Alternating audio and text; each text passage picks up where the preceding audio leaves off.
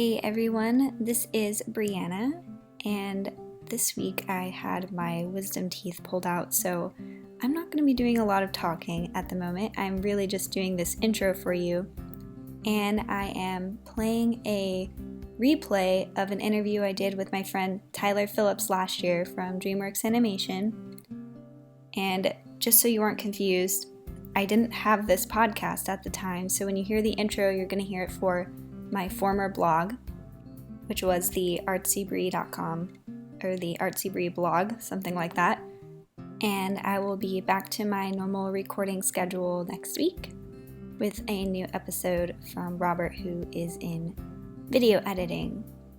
Until then, check out the new Instagram for the podcast when I rename it to The Creative Calling.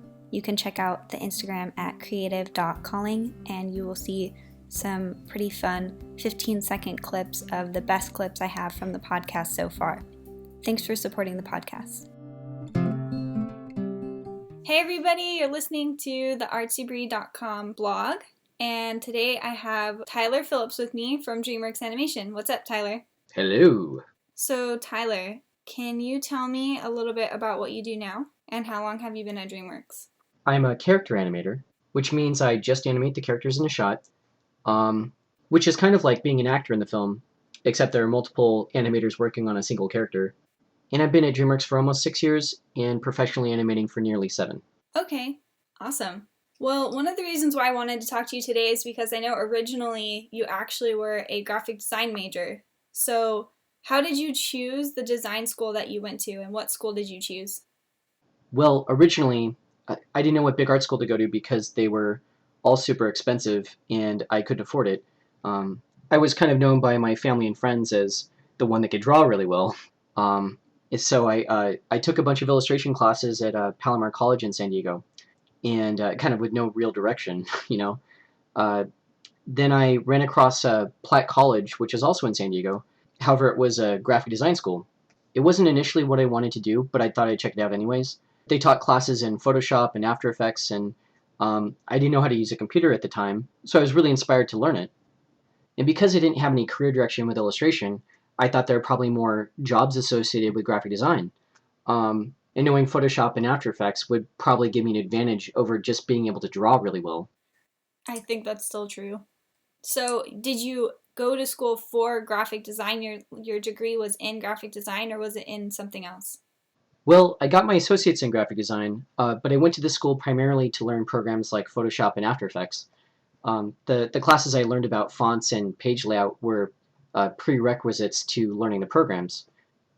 Then after I got my associates, I came back to get my bachelor's in mixed media, where I took classes like Maya for basic animation stuff. But at the time, they didn't focus on character animation. It was more general 3D modeling, lighting, and a tiny bit of animation. So I came out knowing a lot of stuff, but I wasn't specialized in any one thing. However, I could easily build on what I knew, and I think I had a lot more options open to me. Okay. So you felt like maybe graphic design did help you ultimately when you changed your mind to go into animation. Yeah, well, I would attribute it to a graphic design school offering 3D animation classes. I don't think I would have considered 3D animation as a career path if I hadn't gone to Platt. And graphic design is totally related to animation because they both need good design, and which is what you learn in school. Yeah, that's so interesting. You know, I've known you for like 3 years. When you told me you went to school for graphic design, I never realized that you got your associates in graphic design, and then at Platt, you actually learned a lot of the foundation for your animation. So that's really cool. Well, Platt taught me how to model, light, and rig a character, but I kind of learned the foundations of animation on my own, just by grabbing every tutorial and tip off the web that I could, and buying books. Then I would do tests with characters that I built and just try to learn from my mistakes. Were you doing this while you're at Platt? No, I actually did this way after I graduated and was going through another dilemma of what do I want to do with my life. I was working at a news studio my last year at Platt and stayed there for another year after I graduated. I was trying to move from studio camera to be a video editor or work in the motion graphics department, which was actually interning on my own time. Then randomly, I had a friend from CalArts put me in touch with the director who was making a feature film in Prague, in the Czech Republic. And he was looking for skilled artists to come and work for him. So I ended up moving to Prague to work on an independent film, but unfortunately, that film lost its funding, and I ended up working as a compositor on feature films at another company, also in Prague. After a couple of films, I realized that compositing wasn't ultimately what I wanted to do, and so I was going through that dilemma of what do I really want to do with my life. I remember that character animation was something I hadn't really explored, and I wanted to give it a shot to see if I could do it. Then that's when I started kind of learning it on my own. I remember you told me a while back that there was like a time period where you kind of just didn't have like a life at all. It was just purely animation. Yeah, um, I'm still looking for my life, I think.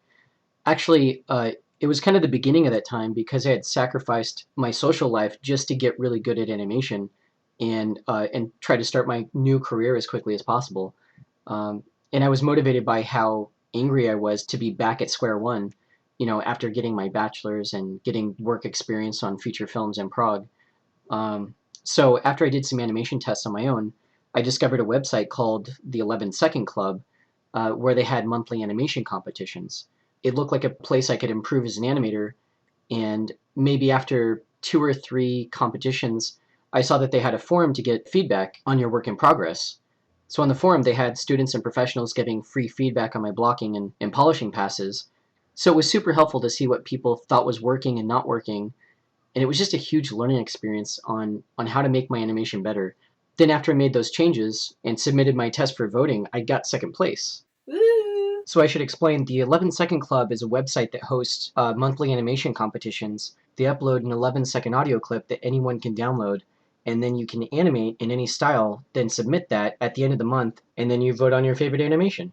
Okay, I'm glad you explained what that site was. Can you say it like the 11secondclub.com? And is it spelled out 11? Oh, it's numerical 1 1, then second is spelled club.com. All right, cool. When I was looking at resources for learning animation, I ran across an ad of an animated GIF of a character throwing a baseball, and I remember thinking, this looks amazing. Where can I buy the tutorials to learn how to do this? And so I clicked on it, and it took me to Animation Mentor, which I discovered was an online animation school. And I was thinking to myself, I don't want to go back to school. I already did that. But then I researched it and found out that discovered that they were founded by two Pixar animators and one from ILM. And on top of that, all the instructors were currently working in the industry. Plus, it was much cheaper than going to a big animation school. It's like the more I thought about it, the more I realized I'd be networking with the instructors at different studios, and on top of that, they would see my work in progress, which is huge because it's really not easy to get feedback from, a professional in the industry. And in a way, it's almost like an interview. So it was this amazing opportunity for me at the right time in my life, and I spent all my time trying to make my animation, as good as it could be, and soak up everything that they had to offer.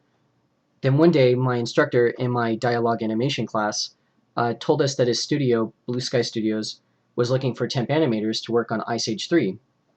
So I wrote him and I asked if I was good enough, and he said, yeah. Then he showed my work to his supervisors, and a couple weeks later, I got an email from Blue Sky saying they were interested. I was like, I felt like I won the lottery, and I was super happy, because I was going to be working as a professional doing the job that I actually love. Um, and this happened about a year after I started Animation Mentor. Before you keep going, could you tell me what the demo reel needed to have? Yeah, so a studio just wants to see that you can animate an acting shot and that you have good physicality or body mechanics. My demo reel was only 3 shots. I had 2 dialogue shots and 1 pantomime. So there were 3 animated shots that were under 30 seconds in total, probably. For the dialogue shots, I took around 7 seconds of audio from a movie and animated a character doing something related to that audio. And I tried not to use the actor's performance in the movie, but come up with my own unique take on it. So I did 2 of those, and I did a pantomime animation of a character getting frustrated at an elevator, which was maybe 7 to 10 seconds long, and it was really stupid.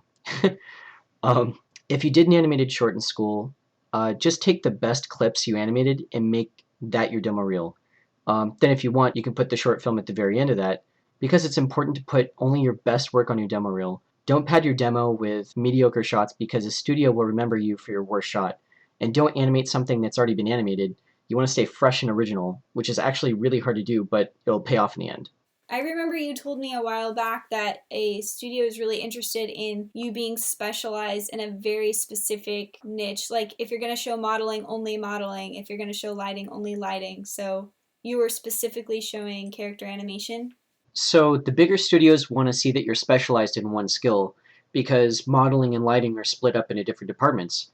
And you want to be clear which one you're applying to. If you're applying to animation, for instance, they don't care about fancy lighting or modeling. They just want to see the animation without distractions. However, smaller studios and some game studios want to see that you can do everything. They're not going to teach you how to animate or model or light, but what you'll learn is their tools and pipeline. When you go from school to working in a studio, you learn how to make decisions faster, and when you're in school, you get about a month or so to do an animation test, but when you're in a studio, you have about a week. And if it's a game studio, you have about a day, in some cases, half a day. So then you were at Blue Sky for a little while, and So I ended up getting a call from one of the recruiters about a few weeks later, and they told me they were interested, but they didn't have any animation positions open, which is awesome and sad at the same time. But they might have something 4 to 6 months down the line. But it wasn't a sure thing, and I would need a plan B in case, the position never opened up. I remember that Sony Games in San Diego contacted me right before I went to Blue Sky, but not only had I accepted the job at Blue Sky, my ultimate goal was to work in film. But since I didn't want to be without work for 4 to 6 months, I thought I'd call Sony Games back to see if they're still hiring, and let them know that I was talking to Dreamworks, and they might offer me a position in 4 months or so this would be kind of a temporary job. Then they said that's totally fine, but first they wanted me to do an animation test. So the test was for me to animate a character being hit by an arrow and then dying in some gruesome way, and I could do anything I wanted within those parameters, but I only had 2 days to animate it.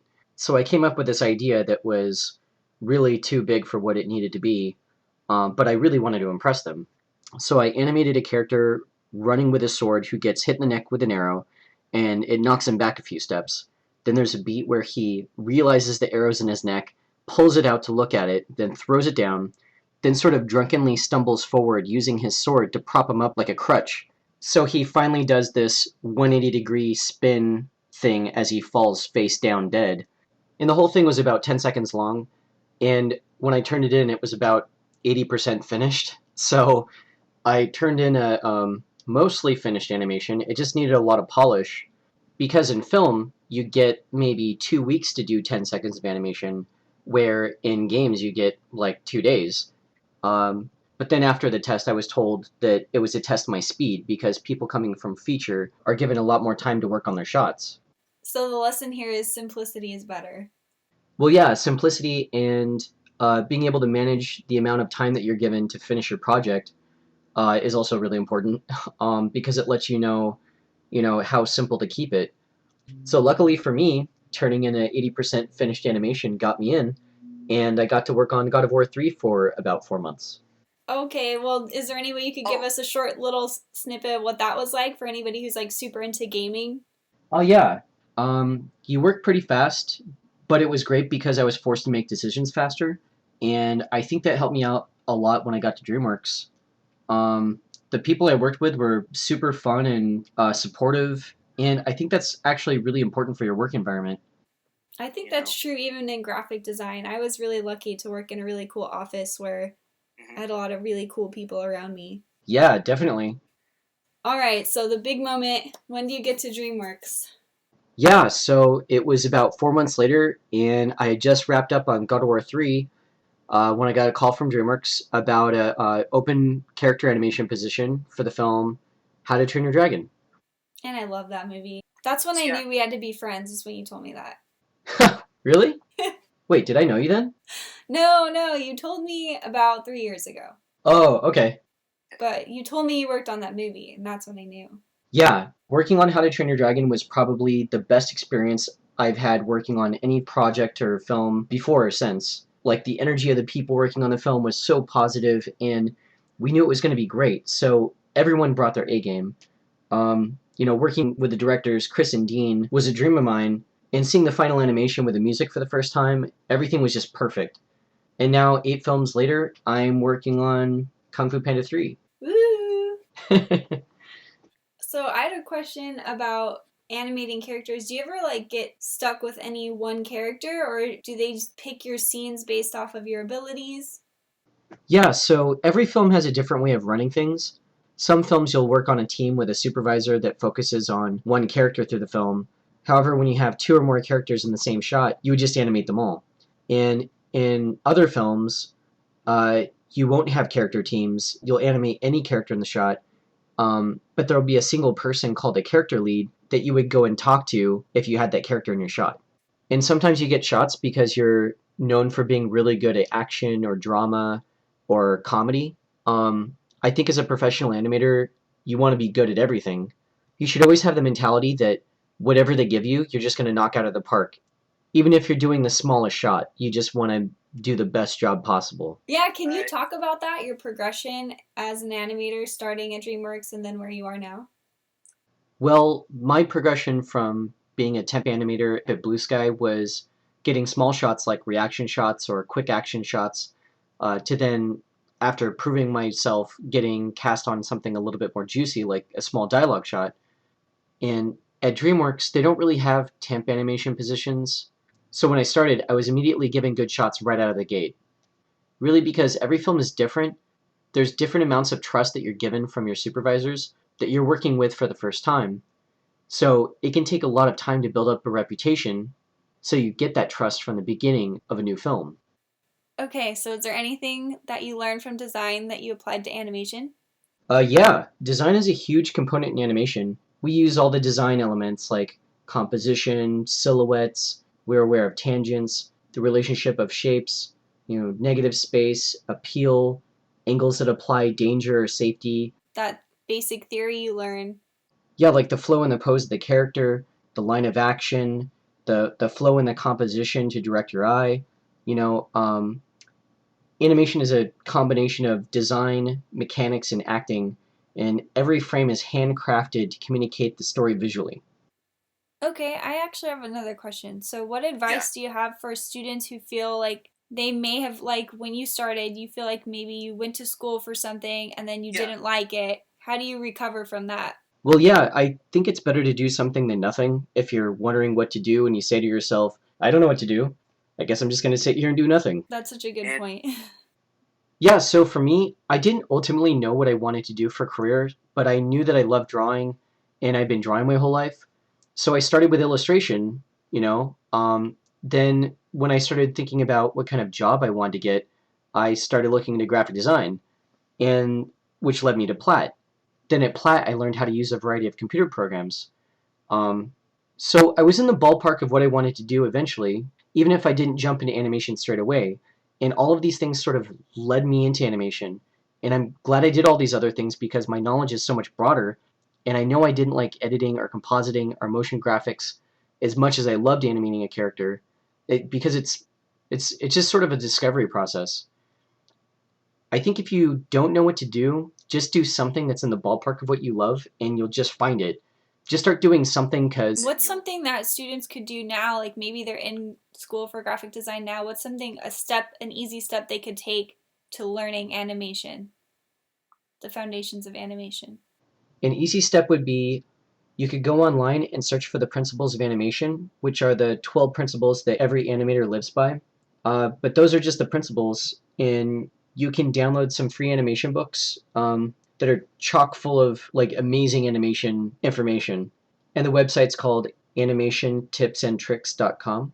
Also, there are 2 physical books that every professional animator owns, and they are The Illusion of Life and The Animator Survival Kit. So what program do you use to animate? Is it are the animation companies looking for a specific program for you to work in? Well, the majority of the industry uses Maya. However, some companies use their own proprietary software like DreamWorks and Pixar.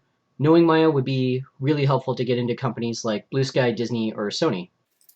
How long does your demo reel have to be? I think you should try to have at least 3 shots on your reel that demonstrate good acting and body mechanics. I had 2 acting shots and 1 pantomime shot on my reel. They got me into Blue Sky.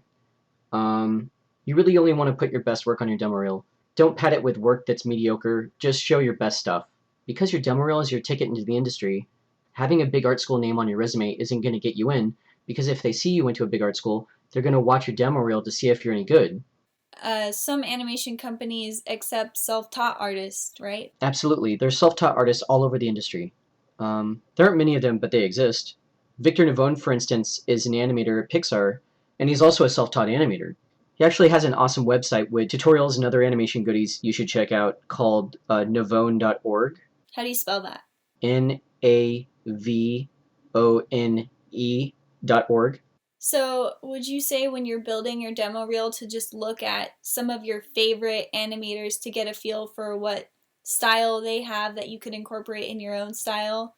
I think you should tailor your demo reel to the studio you're applying for. Like if you're applying to Pixar, you want to have Pixar style acting on your demo reel. If you're applying to a VFX studio, they might want to see more animal or beast type animation. And for games, they might want to see something more action and physicality. Okay, so what are your plans for the future from Dreamworks? Do you plan on staying at Dreamworks or moving on to another company? Well, I'd love to stay at Dreamworks as long as I can. I think the next step would be to become a supervisor. However, we have so many supervisors already, so I don't know when that would happen. I would love to work for another studio like Disney or Pixar someday in the future, but for now I'm staying at Dreamworks. Maybe in the distant future, it would be great to develop new TV shows and films. That's all the questions I have for you tonight. And thank you. Thank you so much for coming on and doing this interview with me. I'm so excited, and I know a lot of my friends are really excited. So this is just the warm-up, right? Right. You're going to ask me the real questions now? Right. Ready? Yeah, all right. Here we go. So this is the secret to getting a job in the industry. All right. Well, thank you for coming on, Tyler. Again, you've always been an inspiration to me as an illustrator and as a designer. Well, thank you. I'm glad I could inspire somebody. And thank you for letting me talk about how I got in the industry. Thanks again, Tyler, and have a good night. Thank you. You too.